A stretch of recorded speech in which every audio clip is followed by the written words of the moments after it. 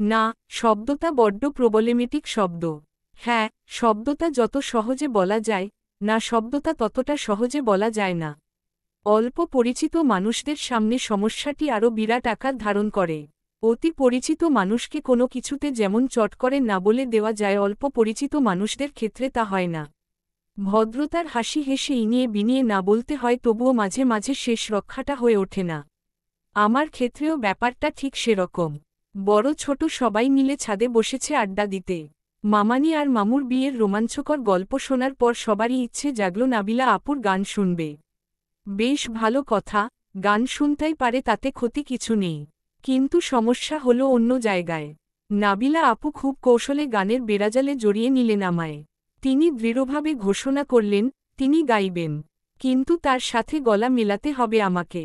২-৩ বার মৃদু হেসে অসম্মতি জানালেও বিশেষ একটা লাভ হল না। অতি পরিচিত মানুষ হলে চোখ গরম করে মানা করা গেলেও এক্ষেত্রে তা করা যাবে না, তাই বাধ্য হয়েই রাজি হতে হলো আমায়। কয়েক সেকেন্ড অপেক্ষা করে অসম্ভব মিষ্টি কণ্ঠে গান ধরলেন নাবিলা আপু। বাংলা গান। বাংলা গান শুনে বেশ স্বস্তিই পেলাম, তবু এতগুলো মানুষের সামনে গান, কথাটা ভেবেই একটা দীর্ঘশ্বাস ফেললাম। চূড়ান্ত অস্বস্তি নিয়ে অনেকটা বাধ্য হয়েই গলা মেলালাম। উদ্ধৃতি চিহ্ন। আমার একলা আকাশ থমকে গেছে রাতের স্রোতে ভেসে। শুধু তোমায় ভালোবেসে আমার দিনগুলো সব রং চিনেছে তোমার কাছে এসে। গানটা শেষ করতেই রুহি আপুর চাপা আর্তনাদ কানে এলো। সবাই একসাথে আপুর দিকে তাকাতেই অভ্র ভাইয়ের গায়ে ঢলে পড়ল আপু। কপালে বিন্দু বিন্দু ঘাম, চোখ মুখ ফ্যাকাশে। আপু ডান হাতটা পেটের উপর রেখে বাম হাতে অভ্র ভাইয়ার কলার আঁকড়ে ধরে বড় বড় শ্বাস নিতে নিতে বলে উঠল, প্রচুর ব্যথা করছে, আমায় হসপিটালে নিয়ে চলো অভ্র, আমি আর পারছি না। আপু কথাটা বলে শেষ করতেই দৌড়ে নিচে নেমে গেলেন শুভ্র। সাহেল ভাইয়া ফোন লাগালেন হসপিটালে। শেষ মুহূর্তে ডক্টর সংকট কারোরই কাম্য নয়। অভ্র ভাইয়া হতভম্ব হয়ে বসে আছেন। কিছুই যেন তার মাথায় ঢুকছে না। কিছুক্ষণ ঝিম ধরে বসে থেকে গাড়ির হর্ন শুনে উঠে দাঁড়ালেন উনি। আপুকে কোলে তোলে নিয়ে সিঁড়ির দিকে দৌড় লাগালেন। সাহেল ভাইয়া ওদের পিছু নিয়ে সিঁড়িঘর পর্যন্ত এগিয়ে গিয়েও ঘুরে এসে আমাদের পাশে এসে দাঁড়ালেন। নাবিল আপুর মাথায় হাত রেখে শীতল গলায় বললেন, সাবধানে থেকো, তোমাকে তাড়াহুড়ো করে হসপিটালে যেতে হবে না, আমরা তো আছি। কথাটা বলে আমার দিকে তাকালেন উনি। ঘটনার আকস্মিকতায় স্তব্ধ হয়ে দাঁড়িয়ে আছি আমি। সাহেল ভাইয়া আমার দিকে তাকাতেই ঘোর কাটল আমার। আপু অসুস্থ, কথাটাও চট করে আঘাত হানল মাথায়। সাহেল ভাইয়া আমাকে উদ্দেশ্য করে বললেন, রোদ তুমি যে। এরপরের শব্দটা আমার কানে পৌঁছানোর সুযোগ না দিয়েই নিচের দিকে ছুটে গেলাম আমি। মাথায় তখন একটা কথায় ছুটে চলেছে ক্রমাগত, আপু অসুস্থ, আপু অসুস্থ। আমি, অভ্র ভাইয়া আর আপু বসে আছি পেছনের সিটে। আপুর মাথা এলিয়ে আছে অভ্র ভাইয়ার কাঁধে। ক্লান্ত আপু নিভু নিভু চোখে তাকিয়ে চাপা আর্তনাদ করে চলেছে, যেন এই আর্তনাদ করার শক্তিটুকুও তার শরীরে অবশিষ্ট নেই। অভ্র ভাইয়া ঘেমে চিপচিপে, কপাল বেয়ে ঝরে পড়ছে ঘামের ধারা। এক হাতে আপুকে জড়িয়ে ধরে অন্য হাতে বারবার কপালের ঘাম মুছছেন উনি। সামনের সিটে বসে আছেন সাহেল ভাইয়া আর শুভ্র। গাড়ি ঝড়ের গতিতে ছুটছে। সাহেল ভাইয়া একবার ফোনে হসপিটালে কল করছেন তো একবার শুভ্রকে সাবধানে গাড়ি চালাতে বলছেন।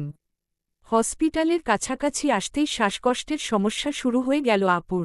টেনে টেনে শ্বাস নিয়ে ফিসফিস করে বলে উঠল, অভ্র, আমার মনে হচ্ছে এটা ওয়ান ওয়ে জার্নি, আমি হয়তো আর ফিরব না। আপুর কথায় অসহায় দৃষ্টিতে তাকালেন অভ্র ভাইয়া। যথাসম্ভব শান্ত স্বরে বলে উঠলেন, কি সব বলছো রুহি, চুপ করো। এই টাইমে সব মেয়েদেরই এমনটা মনে হয়। It's normal, just take a deep breath, everything will be okay. যদি সব ঠিক না হয়, যদি সব অন্যরকম হয়ে যায়, তাহলে তুমি আবারও বিয়ে করতে পারো অভ্র। আমার কোনো সমস্যা নেই, তবে প্লিজ একটা রিকোয়েস্ট রাখবে। রুহি, তোমাকে চুপ থাকতে বলেছি। না তোমার কিছু হবে না, আমি অন্য কাউকে বিয়ে করব, বাচ্চাদের মতো কথা কেন বলছো? আগে বলো রাখবে। রিকোয়েস্ট, বলো আমার বেবিটাকে আমার বোনের কাছে দিয়ে তারপর বিয়ে করো। সৎ মা, এর ছাটা ওর ওপর পড়তে দিও না। আমি যজানি ররদ ওকে নিজের বাচ্চার মতোই ভালোবাসবে। রেখো। অভ্র ভাইয়া জোরে শ্বাস নিলেন। কনুই দিয়ে মুখের উপরের ঘামটা মুছে নিয়ে ধীর কণ্ঠে বলে উঠলেন, হবে না, কিচ্ছু হবে না তোমার। এসব বলো না, আমার ভালো লাগছে না। প্লিজ রুহি, স্টপ, দোহাই তোমার। অভ্র ভাইয়ার কথার জবাব দেওয়ার জন্য নিজেকে জাগিয়ে রাখতে পারল না আপু। হসপিটালে পৌঁছানোর ৫ মিনিট আগেই জ্ঞান হারালো ও। ভয়ে হাত পা শক্ত হয়ে আসছে আমার। সবার মুখেই অজানা আতঙ্কের ছাপ। রাত ২টা ৩০ হসপিটালে গিয়ে পৌঁছালাম আমরা। গাড়ি থেকে নামতেই স্ট্রেচারে করে অটিতে নেওয়া হলো আপুকে। বাড়ির সবাই ধীরে ধীরে হসপিটালে ভিড় জমালেন। অভ্র ভাইয়া করিডোরের এক কোণে জড়সড় হয়ে বসে আছেন। উনার ঘামে সিক্ত শরীর যে অল্প অল্প কাঁপছে তা দূর থেকেও বুঝতে পারছি আমি। হঠাৎই মাথাটা চক্কর দিয়ে উঠল আমার। ১১টায় স্যালাইন খুলে ১২টায় সবাই মিলে ছাদে বসেছিলাম আর এখন প্রায় ৩টা বাজে। আমার শরীরটাও যে দুর্বল তা এবার জানান দিয়ে চলেছে আমার ব্রেন। ডান হাতের তালু দিয়ে মুখটা মুছে নিয়ে বামপাশে তাকালাম। করিডোরের একপাশের চেয়ারে সাহেল ভাইয়া আর শুভ্র মাথা নিচু করে বসে আছেন। আমি ধীর পায়ে হেঁটে শুভ্র পাশে বসে পড়লাম। আমি বসতেই চোখ তুলে তাকালেন শুভ্র। মৃদু কণ্ঠে বললেন, খারাপ লাগছে? না, একটু ক্লান্ত লাগছিল জাস্ট। আচ্ছা, একটা সিজারে কতক্ষণ সময় লাগে? প্রায় আধা ঘন্টা হয়ে গিয়েছে, তাই না? শুভ্র জবাব দিল না। সোজা হয়ে বসে চেয়ারে গাইলিয়ে দিয়ে আমার মাথাটা কাঁধে টেনে নিয়ে বললেন, রেস্ট নাও, টেনশন করো না, এভরিথিং উইল বি ফাইন। সবাইকে টেনশনের ব্লান্ডারে ব্লেন্ড করে বেশ কিছুক্ষণ পর বাচ্চার তীক্ষ্ণ চিৎকার কানে এলো। এই প্রথম বাচ্চাদের চিৎকার এতটা আরামদায়ক আর আনন্দের মনে হলো আমার কাছে। অটির লাইট অফ হলো। একটা তরুণ হাসি খুশি ডক্টর বেরিয়ে এসে মাস্ক খুলতে খুলতে হাসি মুখেই বললেন, আমাদের মিষ্টি কোথায়? অভ্র ভাইয়া জিহ্বা দিয়ে ঠোঁট ভিজিয়ে নিয়ে নার্ভাস গলায় বললেন, ডক্টর, আমার wife and baby, everything is okay mister Ahmed. আপনি দুটো কিউট ছেলের বাবা হয়ে গেছেন। রুহি, উনিও ঠিক আছেন। ব্যথা সহ্য করতে না পারায় সেন্স হারিয়েছিলেন। একটু শ্বাসকষ্টের সমস্যা হচ্ছে বাট সেটা তেমন সিরিয়াস নয়। উনি জলদি ঠিক হয়ে যাবেন। কিছুক্ষণ পর কেবিনে শিফট করা হবে। তখনই দেখা করতে পারবেন আপনারা। ডক্টর আবারও হাসলেন। উনার হাসি দেখে মনে হচ্ছে উনার সামনে মজার কোনো ফ্যামিলি শো চলছে যা দেখে উনি দারুণ আনন্দ পাচ্ছেন। আমি কিছুক্ষণ চুপচাপ বসে থেকেই লাফিয়ে উঠলাম। আপুর যমজ বাবু হয়েছে, কথাটা ভাবতেই নাচতে ইচ্ছে করছে আমার। শুভ্র আর সাহেল ভাইয়া তো রীতিমতো হইহুল্লোড় শুরু করে দিয়েছেন। মামু মামানি, আব্বু আম্মু সবার মুখই খুশিতে উজ্জ্বল। একসাথে নাতি পেয়ে গেলেন বলে কথা। উফফো, ডাবল সেলিব্রেশন। হসপিটালে ৭ দিন থাকার পর বাড়িতে আনা হয়েছে ওদের। সারা বাড়িটা খুশির আমেজে ভরে উঠেছে। আমি সুযোগ পেলেই গালে হাত দিয়ে বাচ্চা দুটোর সামনে বসে থাকছি। জনেই একদম সেইম। গোলাপি চিকন ঠোঁট আর কেমন লালচে ফর্সা গায়ের রং। ছোট ছোট হাত পাগুলো ক্রমাগত ছুড়াছুড়ি করে চলেছে আর দন্তহীন মুখে হেসে চলেছে। আবার কখনো বা একসাথে গলা মিলিয়ে কেঁদে উঠছে। আমি আর চিত্রা মিলে নামও ঠিক করে ফেলেছি ওদের। একজনের নাম রাখা হয়েছে রাফসান আহমেদ আদ্র, অন্যজনের নাম রাখা হয়েছে আরাফ আহমেদ রুদ্র। কিন্তু সমস্যা হল, কে যে আদ্র আর কে যে রুদ্র তাই নিয়ে বিশাল কনফিউশন। মনে হচ্ছে কোমরে ২ ধরনের সুতো বেঁধে চিহ্ন করতে হবে এবার। সোফায় পা গুটিয়ে বসে আছি আমি। আমার সামনে বিছানায় উবু হয়ে বসে আছে চিত্রা। আদ্র রুদ্রর গলায় আর আর লেখা দুটো লকেট ঝুলিয়ে দেওয়া হয়েছে যাতে করে কে আদ্র আর কে রুদ্র তা সহজেই বোঝা যাচ্ছে।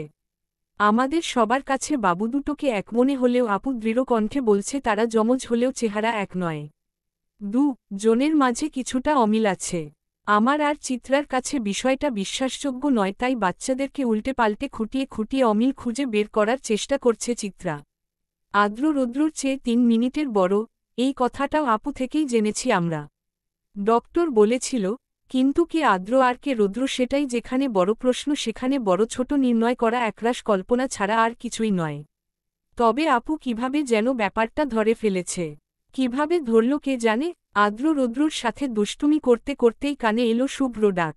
চিত্রাকে গবেষণা চালিয়ে যেতে বলে আমাদের রুমের দিকে হাঁটা দিলাম আমি। দরজার কাছাকাছি গিয়ে দাঁড়াতেই দুনিয়া ঘুরে এলো আমার। দরজা ধরে নিজেকে সামলে নিয়ে ধীর পায়ে রুমে প্রবেশ করলাম আমি। মাথা ঘুরানোর ব্যাপারটা শুভ্রকে বুঝতে দেওয়া চলবে না। কোনোভাবে বুঝতে পারলেই শুরু করবে চিৎকার, খাও না ঠিকমতো হেন তেন কত কিছু। অথচ এই ২ সপ্তাহ ধরে আমি বেশ নিয়ম করেই খাবার আর ঔষধ খেয়ে চলেছি। তবুও এই দুর্বলতা পিছুই ছাড়ছে না। রুমে ঢুকতেই শুভ্র গোমরা মুখটা চোখে পড়ল। মুখ কালো করে জুতো আর মোজা খুলছে সে। আমি সামনে দাঁড়াতেই অভিমানী কণ্ঠে বলে উঠল সে। কি লাভ হলো বলো, এত পরিশ্রম করে লাভটা কি হলো? উনার কথার আগামাথা কিছুই বুঝতে না পেয়ে ভ্রু কুঁচকে তাকালাম আমি কনফিউজড হয়ে বলে উঠলাম। মানে, কিসের কথা বলছেন আপনি? শুভ্র বাম পায়ের জুতোটাও ঠাস করে ফ্লোরে ফেলে উঠে দাঁড়াল। আমার দিকে তাকিয়ে মুখ কালো করে বলে উঠল, আপনার রেজাল্টের কথা বলছি। এত কষ্ট করে পড়াশোনা করিয়ে 3.71।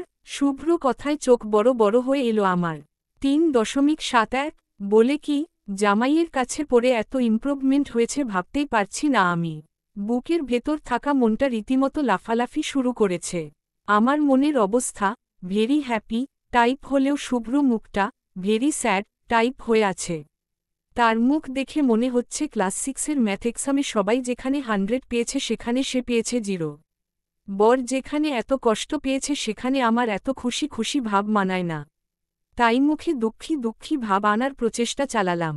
কতটুকু সফল হয়েছি জানি না, কারণ যখনই দুঃখ দুঃখ ভাব আনার চেষ্টা করি তখনই মনের মধ্যে খুশি নামক ভাইরাসগুলো লুঙ্গি ডান্স মারে। তবুও যথাসম্ভব মন খারাপ ভাব নিয়ে বলে উঠলাম, মাত্র 3.71? এত কম? সরি, নেক্সট টাইম ভালো করব।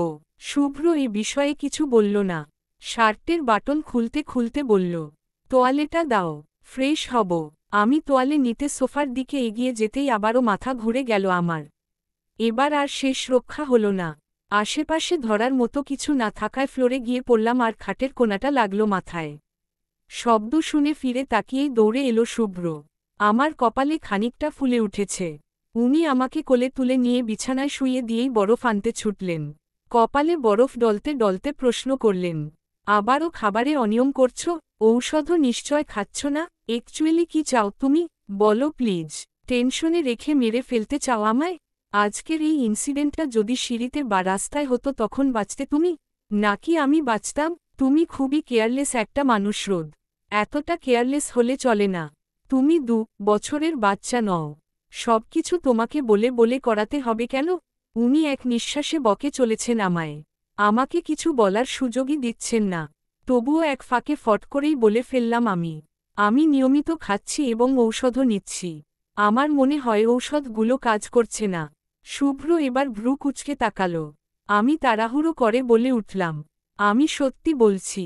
মামানিকে জিজ্ঞেস করুন না। আধ ঘন্টা পর পর কিছু না কিছু খাচ্ছি। ভালো না লাগলে জোর করেই খাচ্ছি। ঔষধও নিচ্ছি। তবুও বারবার মাথা ঘুরাচ্ছে। বারবার? সকাল থেকে এখন পর্যন্ত কতবার হয়েছে? 5-এর 6 বার। তাহলে আমায় বলনি কেন, ডাফার? এনিওয়ে, সব ঠিক থাকার পরও এত দুর্বলতার কারণ কি? আঙ্কেল তো বলেছিল 1 সপ্তাহে ঠিক হয়ে যাবে, কিন্তু এখন তো 2 সপ্তাহ চলছে। নিজের মনেই কথাগুলো বলে চুপ করল শুভ্র। কিছুক্ষণ ভেবে আমার দিকে তাকিয়ে বলে উঠল, তোমার লাস্ট পিরিয়ড হয়েছে কবে? উনার এমন প্রশ্নে থতমত খেয়ে গেলাম আমি। মুহূর্তেই ভীষণ অস্বস্তির মাঝে পড়ে গেলাম আমি।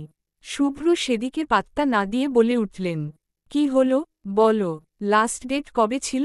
আমি ইতস্তত করে বলে উঠলাম, মনে নেই, তবে 3-4 মাস হবে হয়তো। আমার কথায় কেসে উঠলেন শুভ্র। শান্ত গলায় বললেন, তুমি কতটা কেয়ারলেস তার প্রমাণ স্পষ্ট। এতদিন ধরে পিরিয়ড হচ্ছে না, তোমার সেদিকে কোনো খেয়াল নেই? এটুকু বলে থামলেন উনি। মাথা চুলকে অন্যদিকে তাকিয়ে বলে উঠলেন, তুমি কি প্রেগনেন্ট? উনার কথায় চোখ দুটো বড় বড় হয়ে এলো আমার। ডান হাতটা অটোমেটিক পেটের উপর গিয়ে স্থির হল। আমি ড্যাব ড্যাব করে পেটের দিকে তাকিয়ে আছি। সত্যিই কি আমি প্রেগনেন্ট? কথাটা ভাবতেই শরীরে এক অদ্ভুত শিহরণ জাগছে। শুভ্র উঠে দাঁড়িয়ে গম্ভীর কণ্ঠে বলে উঠল, উঠতে পারবে? পারলে উঠে রেডি হয়ে নাও, হসপিটালে যাব। শুভ্র গম্ভীর মুখ দেখে চিন্তায় পড়ে গেলাম আমি। তবে কি শুভ্র বেবি চাচ্ছে না? অনেক জল্পনা কল্পনা শেষে শুভ্র সাথে হসপিটালে চললাম আমি। সব শুনে ডক্টরও প্রেগনেন্সি টেস্ট করার জন্য সাজেস্ট করল। আলট্রাসোনোগ্রাফি শেষ করে বাসায় ফিরেই ঘুমিয়ে পড়লাম আমি। যখন জাগলাম তখন প্রায় সন্ধ্যা। বিছানার এক কোণে ফাইল হাতে মাথা নিচু করে বসে আছে শুভ্র। মুখটা অসম্ভব রকম গম্ভীর তার। আমাকে উঠে বসতে দেখেই ফাইলটা এগিয়ে দিয়ে গম্ভীর কণ্ঠে বলে উঠলেন, বেবি আসছে। কথাটা শুনে যেখানে খুশিতে লাফিয়ে উঠার কথা ছিল সেখানে চুপচাপ বসে রইলাম আমি। শুভ্র গম্ভীর মুখটা আমার সব খুশিই যেন চুষে নিয়েছে কোনো অন্ধকার গহ্বরে। আমি একটা ঢোক গিলে ফাইলটা হাতে নিলাম। সাথে সাথেই ওয়াশরুমে ঢুকে গেল শুভ্র। আমি ভেবে পাচ্ছিলাম না, হঠাৎ এত গাম্ভীর্যতা কেন? উনি তো বাচ্চা পছন্দ করেন তাহলে?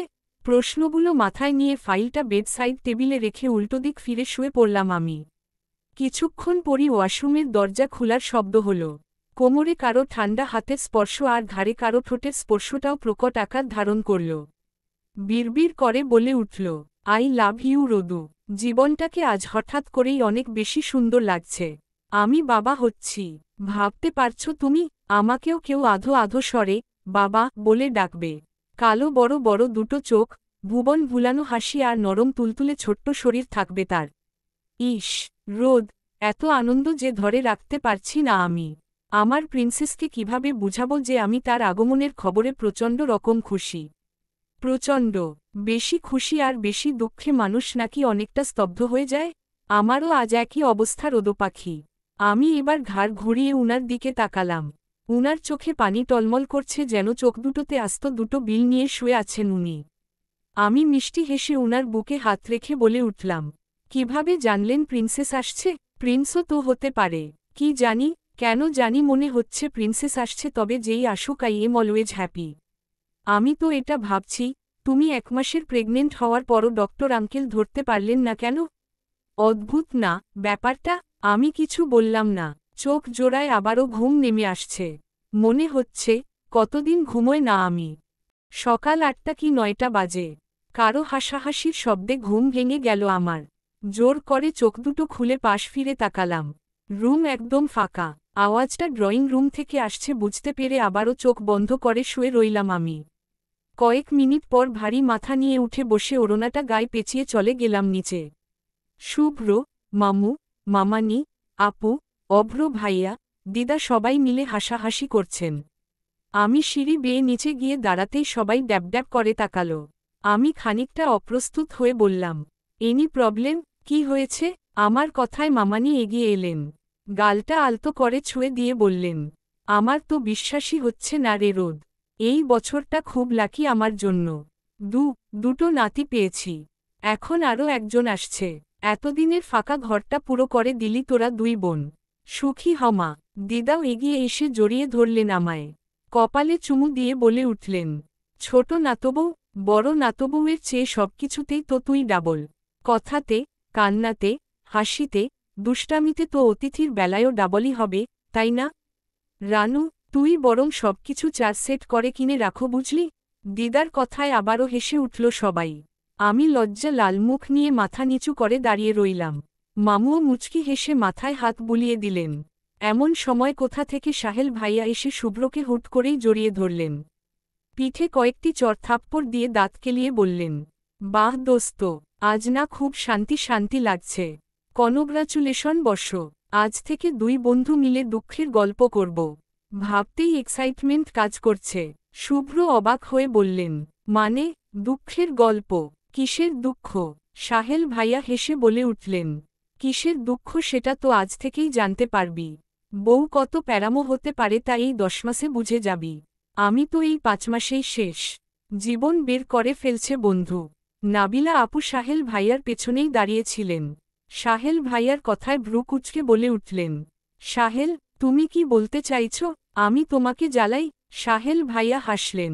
নাবিলা আপুর দিকে তাকিয়ে বলে উঠলেন, আমি কি বলেছি তুমি জ্বালাও?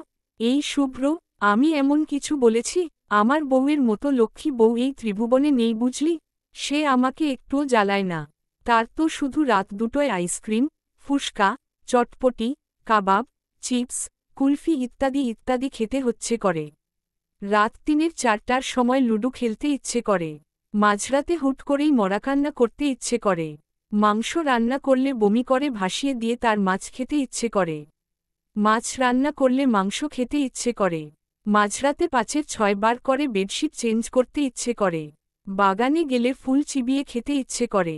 আর সাহেল ভাইয়ার কথায় মুখ চেপে হেসে উঠল সবাই। নাবিলা আপু রাগী গলায় বললেন, সাহেল, এত জ্বালায় তোমায়?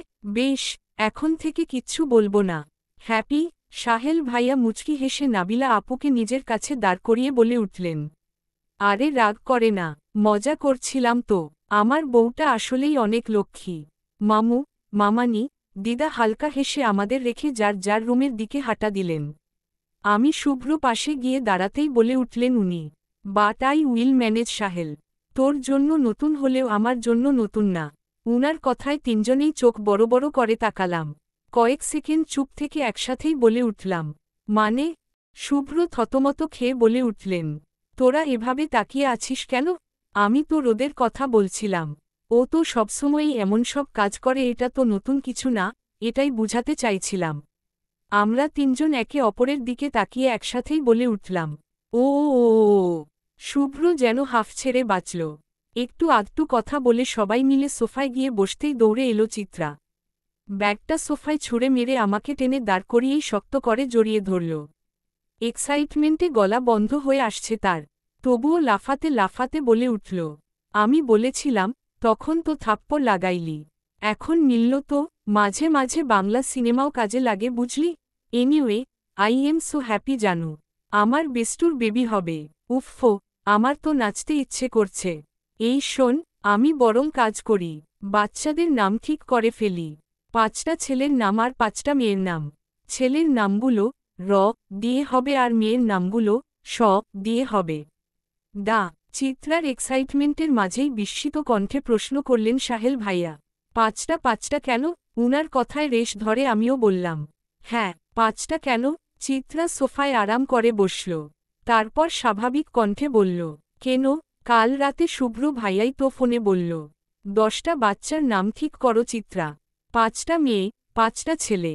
কেবল তো শুরু, কয়েকদিন পর দেখবে ভাগ্নে ভাগ্নি কোলে নেওয়ার জন্য কোনো হাত অবশিষ্ট থাকছে না। কেউ গলায় ঝুলে আছে তো কেউ পিঠে। দারুণ না? উদ্ধৃতি চিহ্ন। সবাই একসাথে শুভ্র দিকে তাকাল।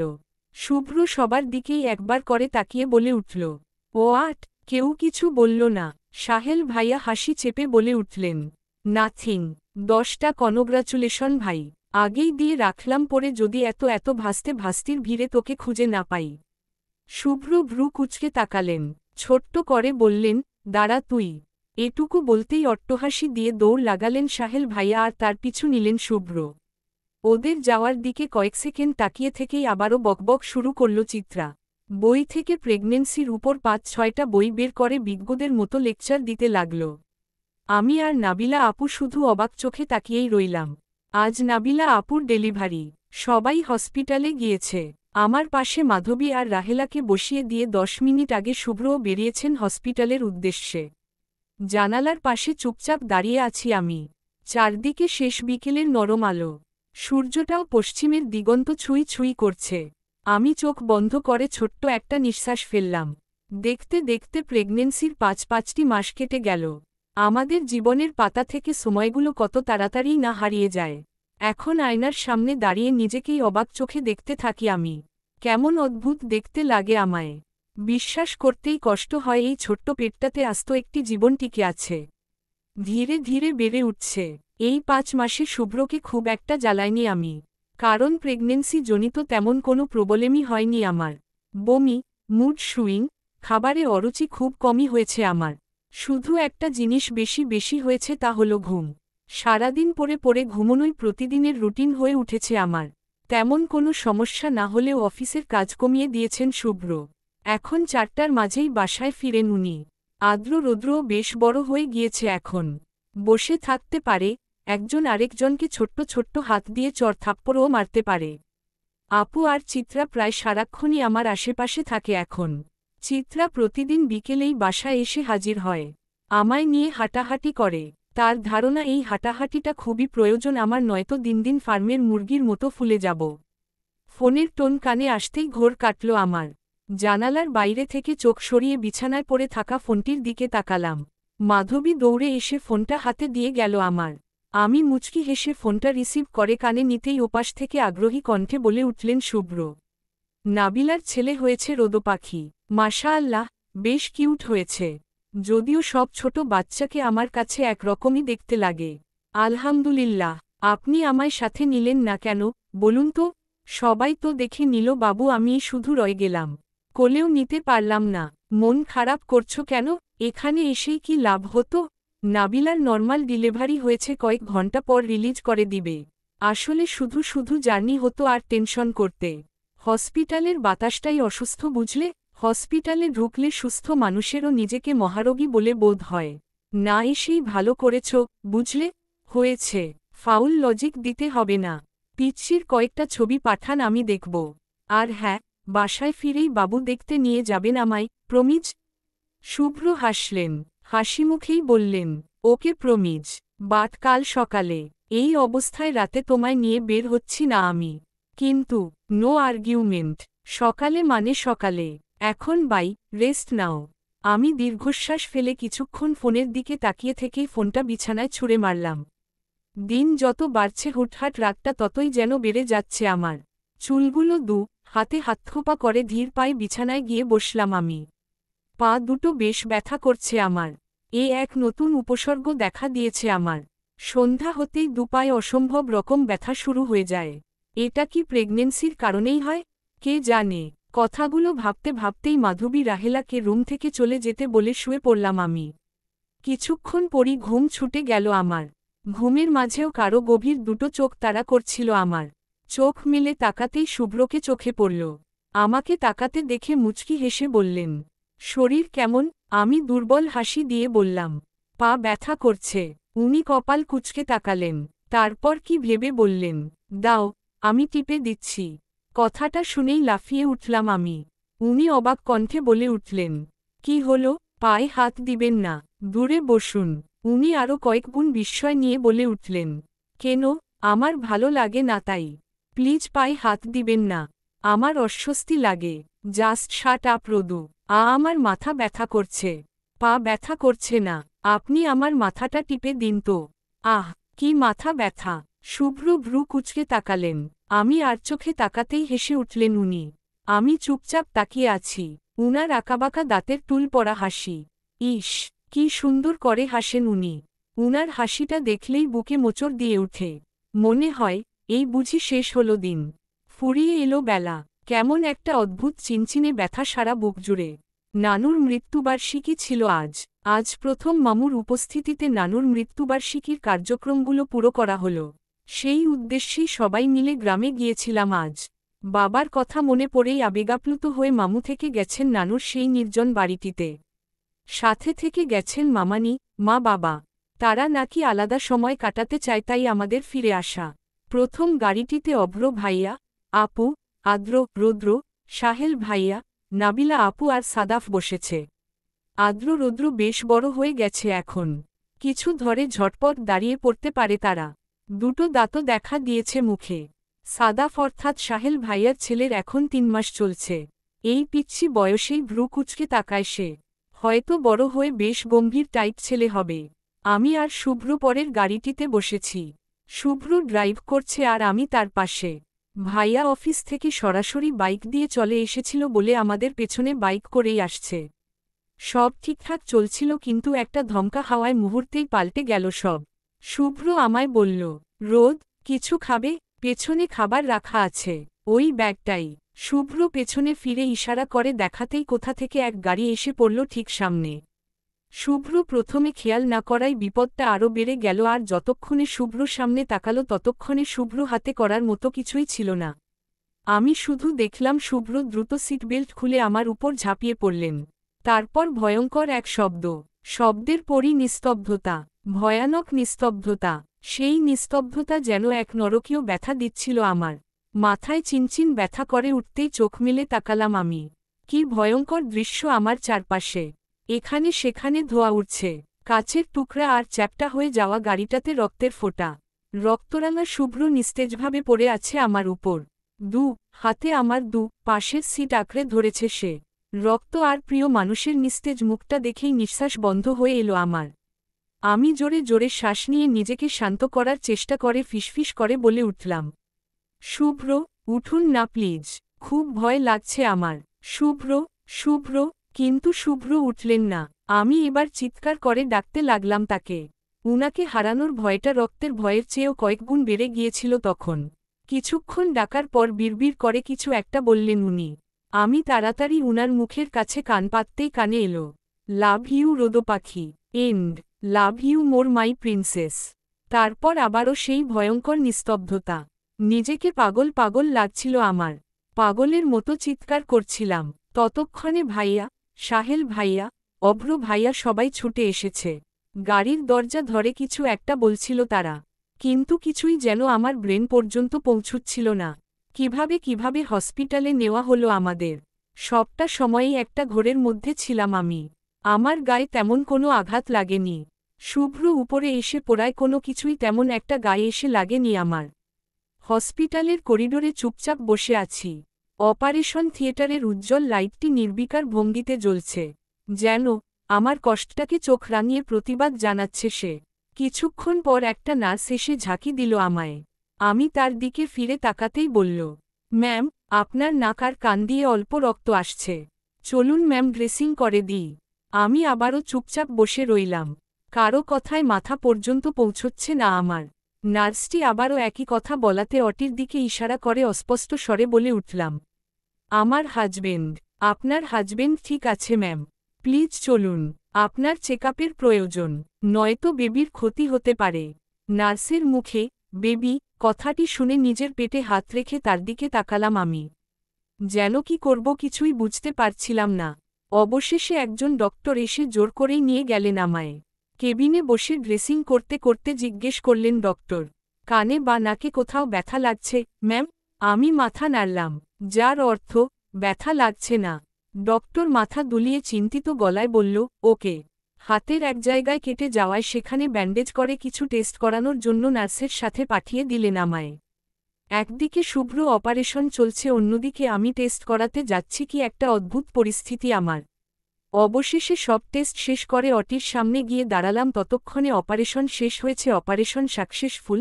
2-3 ঘন্টার মাঝেই সেন্স ফিরবে। তার মাথায় আর হাতেই সিরিয়াসলি ইনজুর হয়েছেন উনি। কয়েকদিন বেডরেস্ট নিলে একদমই ঠিক হয়ে যাবেন, এটাই ডক্টরদের আশা। কথাটা শুনে আবারও সবার মুখে হাসি ফুটে উঠল। আমিও একটা স্বস্তির নিঃশ্বাস ফেললাম, কিন্তু এই স্বস্তি যে সাময়িক সেটা জানা ছিল না। তখন কয়েক মিনিট পর ডক্টরের বলা একটি কথায় পুরো পৃথিবীটাই বদলে গেল আমার।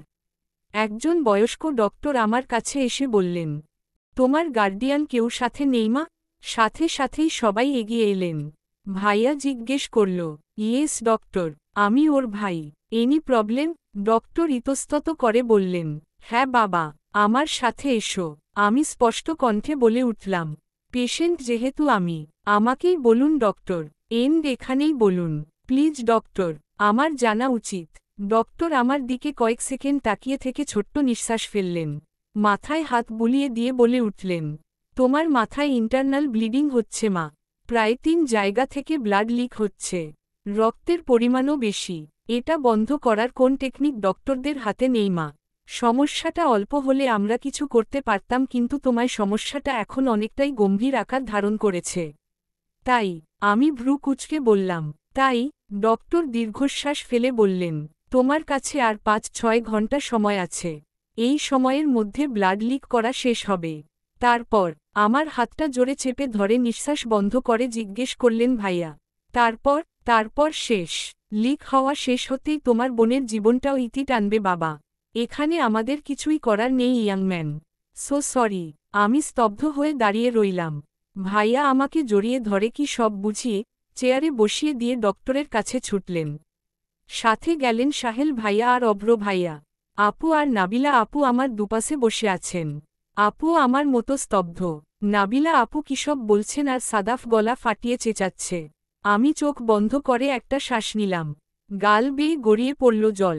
জীবনে কত সময় অযথা নষ্ট করেছি, অথচ আজ বিধাতা সময়ের কাঁটায় দাঁড় করিয়ে দিয়েছেন আমায়। সে কাঁটায় প্রতিটি সেকেন্ডের শব্দই যন্ত্রণার, কষ্টের আর একরাশ ভয়ের। এভাবে কি বাঁচা যায়? শুভ্র এত চেষ্টাও সফল হল না আজ।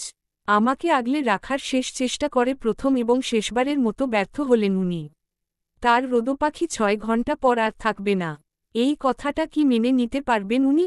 কি করবেন আমি চলে যাওয়ার পর? আবারও বিয়ে করবেন, নাকি তিলে তিলে শেষ হয়ে যাবেন উনি? কত স্বপ্ন দেখেছিলাম দুজনে মিলে। আর 2 মাস গেলেই কোল জুড়ে আসত একগুচ্ছ সুখ। সেই সুখটা আর দেখা হলো না। আমার বাচ্চার কথা মনে হতেই টনক নড়ল আমার। আমি 6 ঘন্টা পর না থাকলে আমার সাথে সাথে আমার বাচ্চাটাও। না, এটা হতে দেওয়া যাবে না। ওকে আসতে হবে। আমার ভাগের জীবনটুকুও উপভোগ করতে হবে তাকে। এই সুন্দর পৃথিবীটা দেখতে হবে। কথায় আছে, সন্তানের বেলায় মা নামক মানুষটি পৃথিবীর সবচেয়ে সাহসী নারী হয়ে ওঠে। আমিও উঠে দাঁড়ালাম। নিজের দুঃখটুকুকে ছুঁড়ে ফেলে সন্তানকে বাঁচাতে হবে আমায়। আমি তো এমনিও থাকব না, কিন্তু বাচ্চাটাই যে শুভ্র শেষ ভরসা।